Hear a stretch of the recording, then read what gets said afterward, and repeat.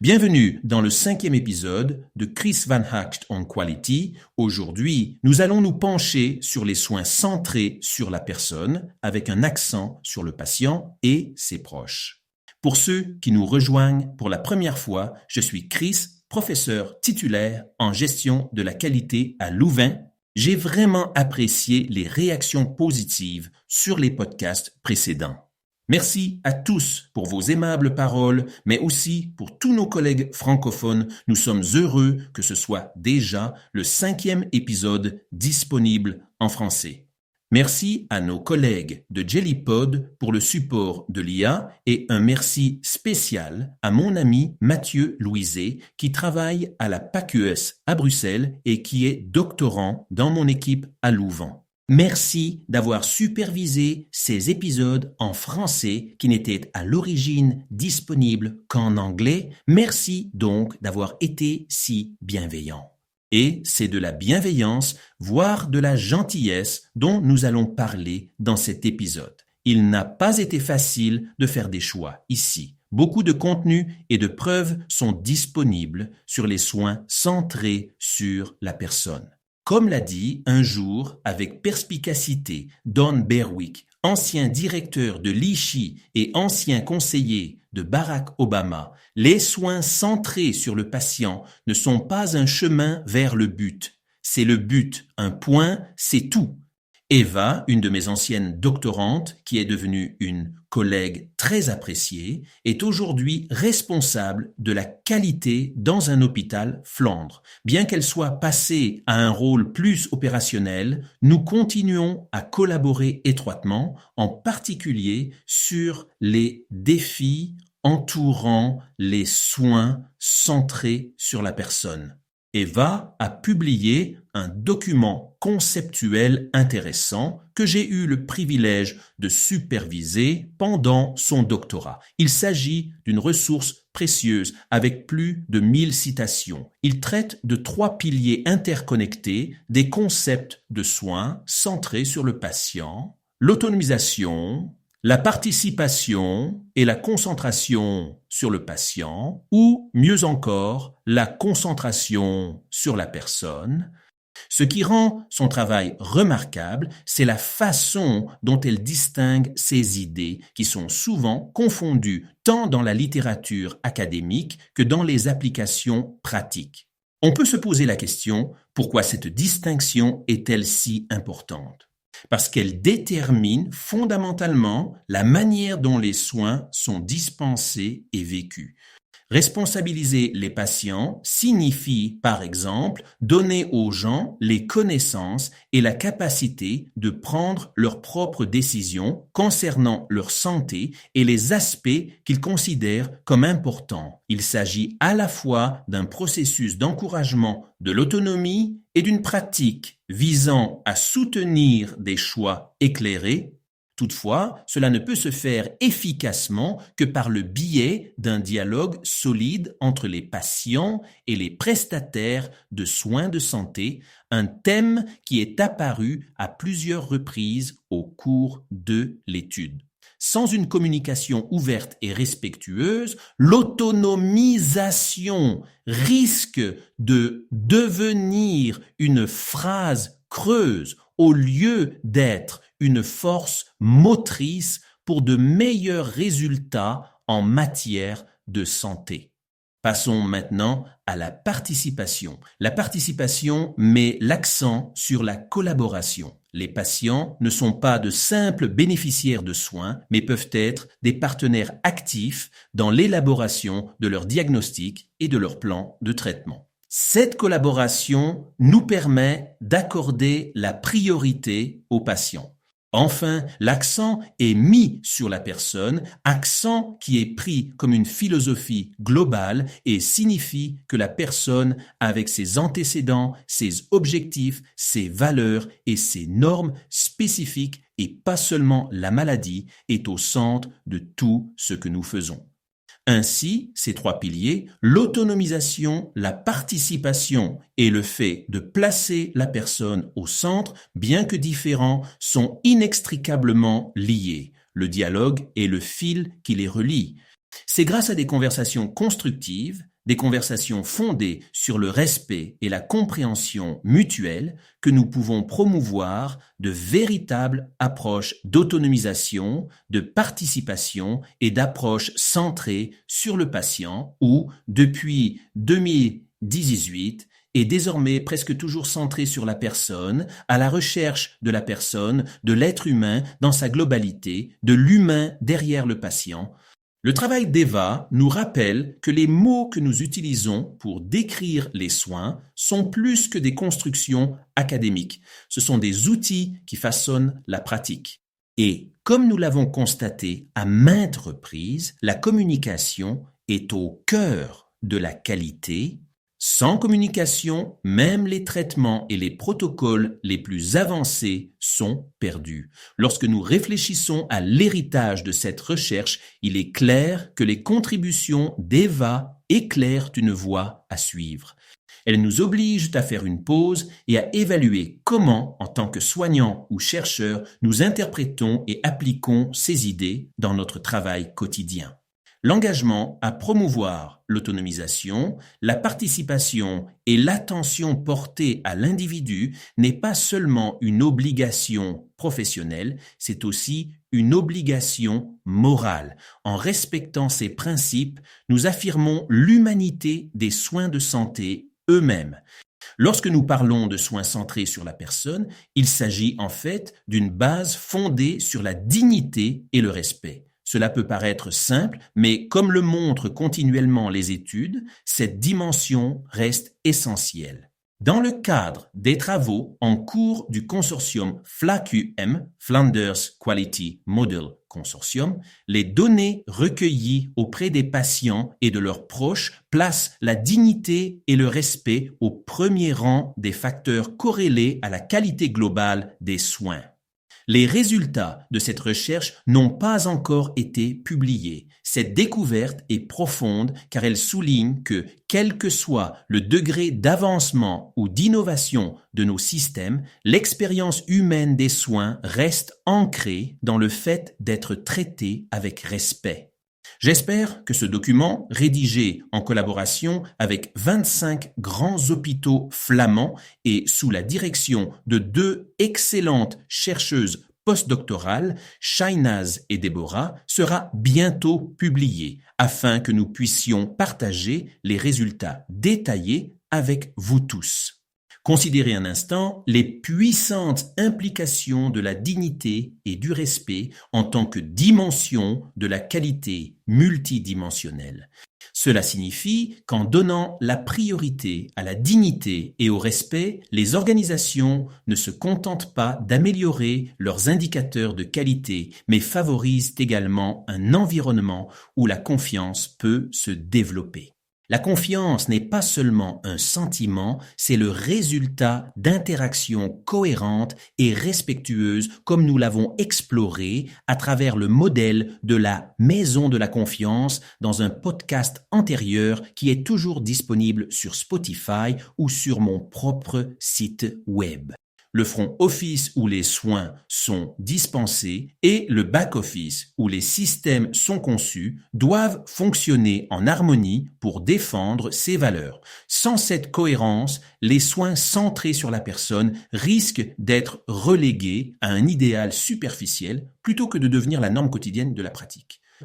Il est intéressant de noter que le lien entre les soins centrés sur la personne et la sécurité fait l'objet d'un regain d'attention. Par exemple, le National Health Service du Royaume-Uni a lancé une initiative appelée Martha's Rule en réponse à des cas tragiques qui ont mis en évidence des lacunes en matière de sécurité et de communication. La règle de Martha permet aux patients et à leurs familles de demander des examens urgents lorsqu'ils estiment que les problèmes de détérioration ne sont pas pris en compte de manière adéquate. Il s'agit d'un parcours de soins formel qui permet de s'assurer que les voix importantes sont entendues. Et c'est plus qu'une mesure de sécurité, c'est une mesure permettant l'instauration de la confiance. Quelles leçons pouvons-nous en tirer ? Tout d'abord, la sécurité et la qualité ne sont pas des objectifs distincts, mais profondément imbriqués. Des initiatives telles que la règle de Martha mettent en évidence les domaines dans lesquels les systèmes peuvent intégrer des principes centrés sur le patient afin de prévenir les effets indésirables tout en renforçant la confiance générale. Deuxièmement, elle nous rappelle que le leadership joue un rôle essentiel dans la création de ces parcours. En soutenant et en mettant en œuvre de telles initiatives, les dirigeants indiquent que la dignité et la voix de chaque patient comptent vraiment, sans aucune exception. Alors peut-être que la maison de la confiance que mon ami Peter Lackman et moi-même avons conçue est correcte. Les piliers de soutien que sont le leadership, la communication, la transparence et la résilience sont des points d'attention pour la gestion de l'organisation. Sinon, les valeurs fondamentales au centre de la maison de la confiance n'évolueront jamais vers des soins centrés sur la personne, où nous prenons réellement en compte les valeurs et les normes individuelles. Existe-t-il un texte qui m'a vraiment inspiré dans ma réflexion sur les soins centrés sur la personne? Le livre blanc, publié en 2011 sur la réalisation d'une expérience exceptionnelle pour les patients et les familles, rédigé par l'Institute for Healthcare Improvement sous la direction de Balik et Jim Conway, est pour moi la pierre angulaire de la redéfinition de la manière dont nous comprenons et mettons en œuvre des soins exceptionnels. Ensemble, ces niveaux créent un système interconnecté qui place les patients et les familles au premier plan de la prestation des soins de santé. Commençons par les soins fondés sur des données probantes. Ce niveau souligne que si l'on veut créer une expérience exceptionnelle pour le patient et sa famille, la nécessité des soins doit s'appuyer sur les meilleures recherches et expertises disponibles. Mais il exige des prestataires de soins de santé qu'ils aillent au-delà des listes de contrôle standardisées et qu'ils adoptent un dialogue collaboratif qui aligne les données probantes sur les besoins et les préférences de chacun. Vient ensuite la fiabilité, un concept qui passe souvent inaperçu jusqu'à ce qu'il s'affaiblisse. La fiabilité des soins garantit que les systèmes fonctionnent de manière transparente et produisent des résultats cohérents, quel que soit le moment et le personnel. Les prestations de soins se font 24 heures sur 24 et 7 jours sur 7. Il y a ensuite le partenariat respectueux. C'est le troisième niveau et sans doute le plus émouvant. Il s'agit de favoriser des relations fondées sur le respect mutuel et une véritable collaboration. Les patients et les familles ne sont pas des observateurs passifs, mais des membres à part entière de l'équipe soignante. C'est là que réside le pouvoir d'une prise de décision véritablement partagée, où la voix du patient a autant de poids que l'expertise clinique. Le respect n'est pas une case à cocher, c'est une quête constante et très active qui résonne dans chaque interaction. Le quatrième niveau, celui du cœur et de l'esprit, se concentre sur le lien émotionnel entre les prestataires de soins de santé et ceux qu'ils servent.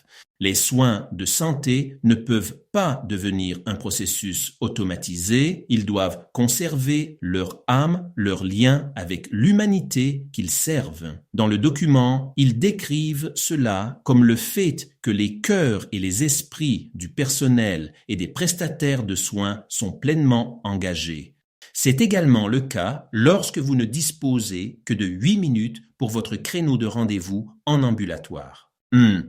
C'est une chose à laquelle il faut penser. Enfin, au cinquième niveau, le leadership relie tous ces éléments. C'est grâce à un leadership visionnaire et cohérent que ces valeurs sont ancrées dans la culture des soins de santé. Les dirigeants efficaces modèlent ces principes au quotidien, faisant preuve d'un engagement visible en faveur des soins centrés sur la personne. Permettez-moi de vous donner un exemple pour illustrer mon propos. Dans une organisation dans laquelle je suis impliqué avec le directeur, appelons-le Marc. Mes collègues Barbara et plus tard Laura et moi-même avons lancé des déjeuners avec la direction sous forme de sessions d'échange au cours desquelles le personnel partageait ses propres expériences avec les patients. Marc, en tant que directeur, a dû écouter pendant 1 heure les histoires des patients et ce n'est qu'ensuite, après 1 heure d'écoute, qu'il a pu réagir.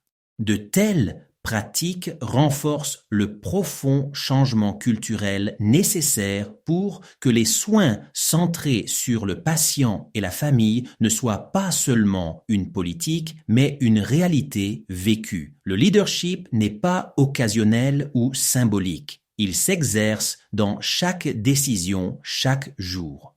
Nous devons donc inspirer et éduquer tout le monde, de la chambre des patients au conseil d'administration. C'est ce que j'ai appris en lisant ce livre blanc de Lichy. Ce ne sera pas facile à mettre en pratique.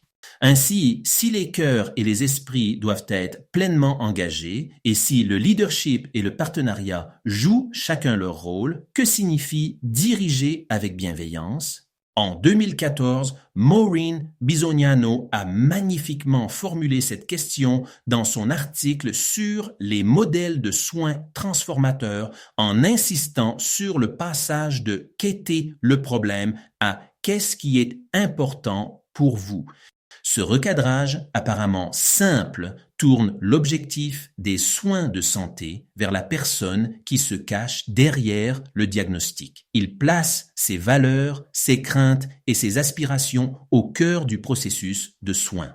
Si la question peut sembler philosophique par nature, le travail de Maureen souligne à quel point elle est liée à des changements concrets. Si les prestataires de soins de santé s'interrogent activement sur ce qui est important et agissent en conséquence, la confiance et l'alignement qui en résultent permettent d'obtenir de bien meilleurs résultats.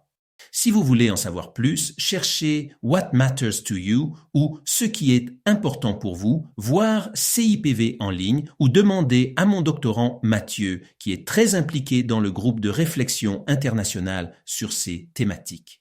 Bon, maintenant, ceci. L'un des défis que je rencontre en tant que professeur est de savoir comment aborder ces questions avec les étudiants sans risquer que la discussion devienne simple, banale ou trop émotionnelle. L'année dernière, j'ai essayé quelque chose de nouveau.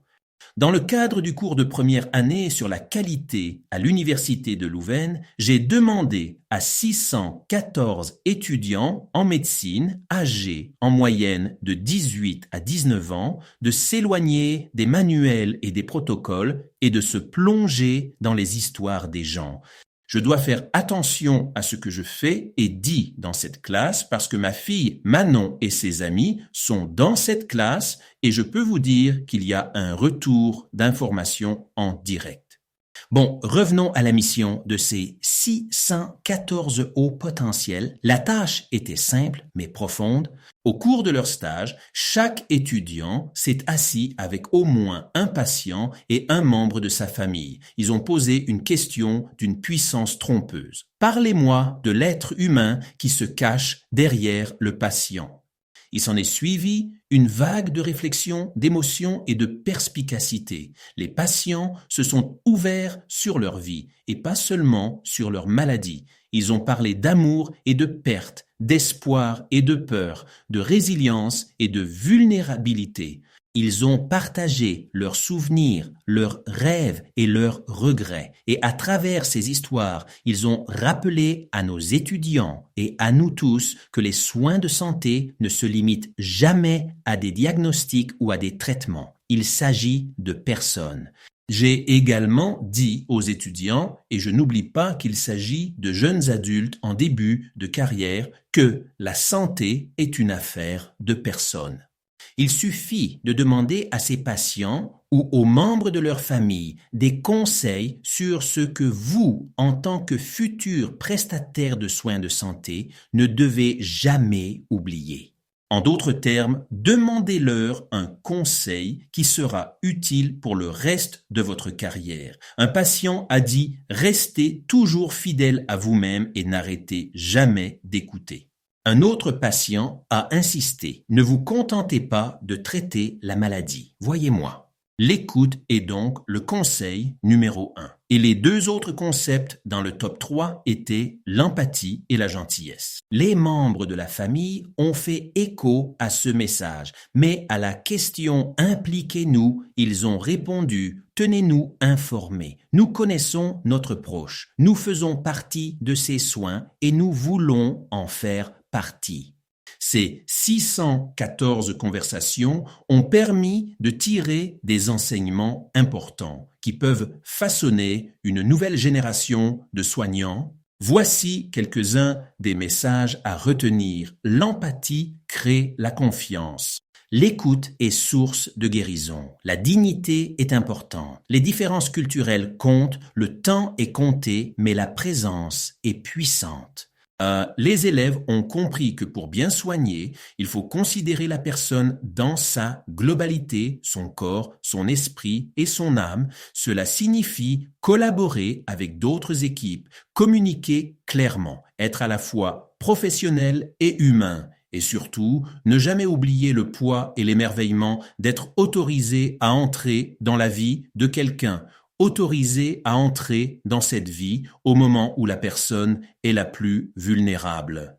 Il ne s'agissait pas seulement de moments d'apprentissage, il s'agissait de moments de transformation. En deuxième année de médecine, je reviens sur ces leçons et je fais le lien avec la sécurité clinique et psychologique et nous discutons du rôle des équipes interprofessionnelles.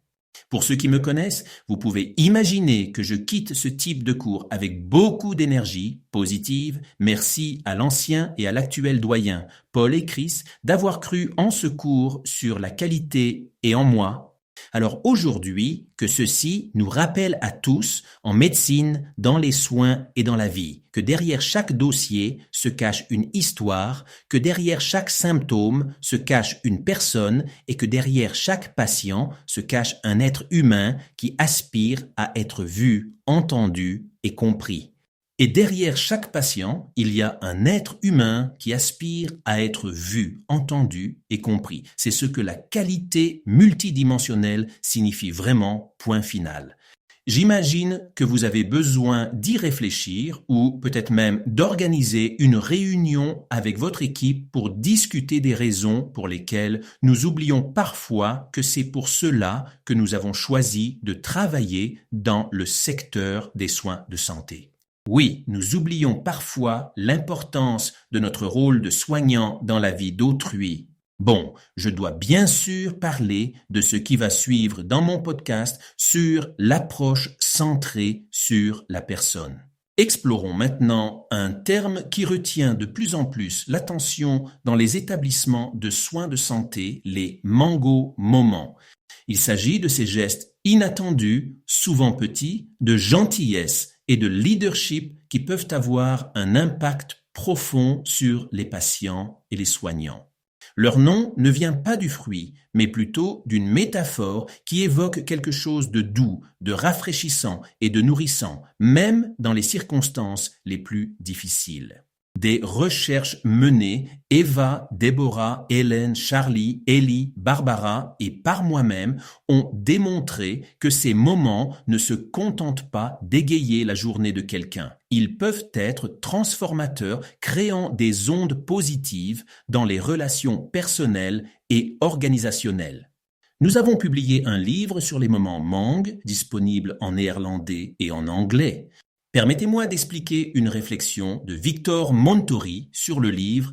Il décrit la sollicitude comme un super pouvoir qui résonne profondément avec notre humanité commune. Il observe que l'attention ne peut pas être un simple accident, elle doit être intentionnelle, évidente, même dans les plus petites actions.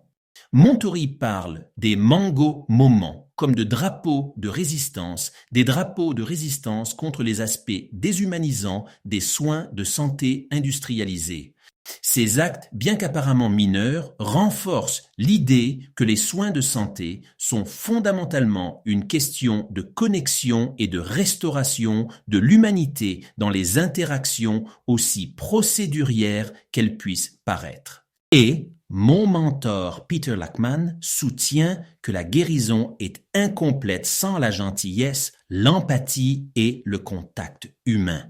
Les propres histoires de Lachman révèlent que les moments mangue ne sont pas accessoires aux soins, mais qu'ils sont, en fait, fondamentaux. Un simple acte de gentillesse, par exemple, s'adresser à un patient par son nom ou lui demander ce qui est vraiment important pour lui, permet de reconnecter le patient avec son humanité tout en réduisant l'épuisement professionnel dont les cliniciens font souvent l'expérience. Lachman nous rappelle que le respect mutuel et la gentillesse créent une boucle de rétroaction de sécurité psychologique pour toutes les personnes impliquées, patients et soignants confondus. Ainsi, Peter, il y a des années, a déjà fait le lien entre la gentillesse, l'épuisement professionnel, la sécurité psychologique et bien d'autres éléments que nous décrivons aujourd'hui dans notre maison de la confiance. Enfin, je voudrais réfléchir au concept du moment mangue en revenant sur ce que nous rappelle Herman Dams. Le professeur Herman Dams est un capitaine d'industrie, ancien professeur de stratégie à Louvain et à Harvard. Herman nous dit que de tels moments ne se développent pas dans le vide, mais qu'ils nécessitent un climat propice. Monsieur Dams établit un parallèle intéressant en comparant les mango moments à des mangues qui ne peuvent pousser que si les conditions sont favorables. Il affirme que les organisations dont la culture est façonnée par un leadership centré sur l'humain voient souvent ces moments se produire naturellement. Herman affirme que le leadership joue un rôle essentiel dans l'intégration de cette éthique dans le tissu des soins de santé. Si les dirigeants donnent l'exemple de la gentillesse et renforcent constamment son importance, le personnel transmettra à son tour cette éthique à ses patients.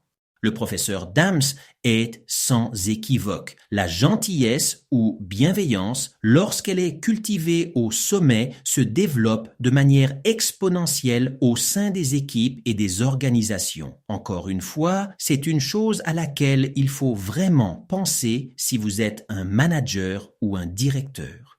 Ces réflexions soulignent que les moments mangue sont vraiment axés sur les soins centrés sur la personne.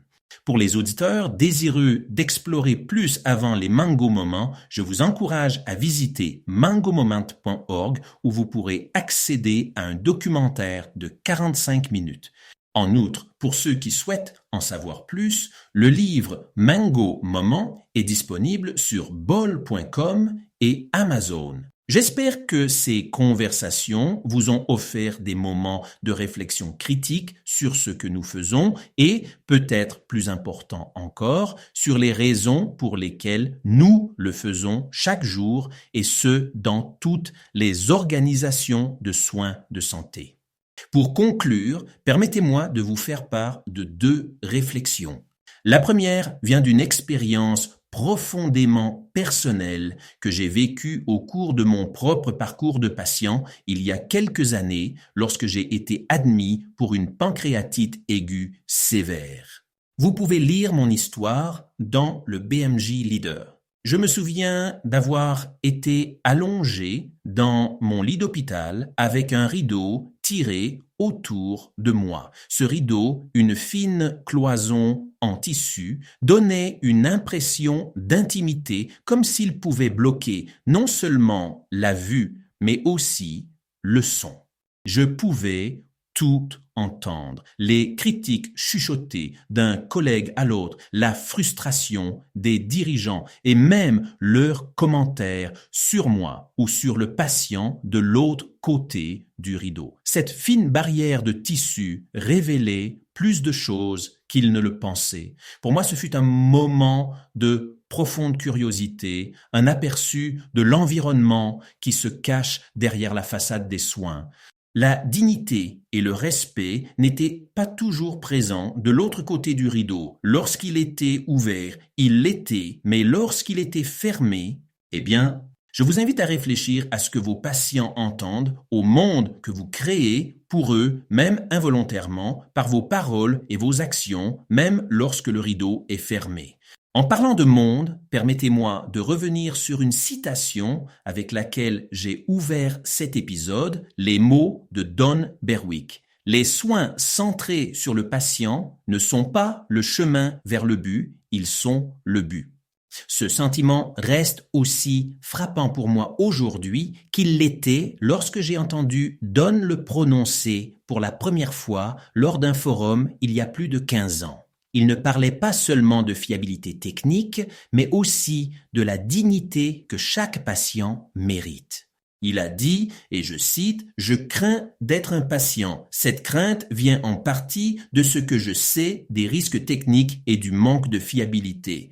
Am, shi, dun, di, am, a, am. » Mais la raison pour laquelle je crains vraiment d'être un patient vient de l'indignité. Cela me fait peur d'être rendu impuissant avant l'heure, d'être rendu ignorant quand je veux savoir, d'être rendu assis quand je veux être debout, ou d'être seul quand je veux tenir la main de ma femme, de manger quand je ne veux pas manger, d'être nommé quand je ne veux pas être nommé, ou d'avoir les réponses quand je veux poser des questions, ou d'être réveillé quand je veux dormir. Est-ce là ce que nous appelons les soins centrés sur la personne? C'est une bonne question. Cette citation de Don Berwick, dont je sais qu'il est l'une des personnes qui suivent mes podcasts et qui a été mon moment de fierté il y a quelques semaines lorsqu'il a réagi à cette série, date maintenant d'il y a plus de 15 ans. Je l'utilise chaque année comme phrase finale dans mon cours sur la qualité à l'université de Louvain. Et avec ceci, je vais vous laisser pour aujourd'hui penser au sujet que nous avons abordé sur les soins centrés sur la personne. Prenez soin de vos patients, de leurs proches. Prenez soin de vos proches. Et, s'il vous plaît, prenez soin de vous et n'oubliez pas ce que mon grand mentor et ami Peter m'a dit un jour. Sois toujours juste un peu plus gentil que nécessaire. En vous quittant pour le moment, je vous encourage à réfléchir profondément à ce que nous avons abordé. Laissez ces discussions vous guider dans vos interactions quotidiennes avec vos patients, avec leur famille et, ce qui est tout aussi important, avec vous-même. La gentillesse et la bienveillance ne sont pas un luxe dans le secteur de la santé, c'est une nécessité. C'est elle qui favorise la confiance, crée des liens et, en fin de compte, font passer les soins de compétents à extraordinaires.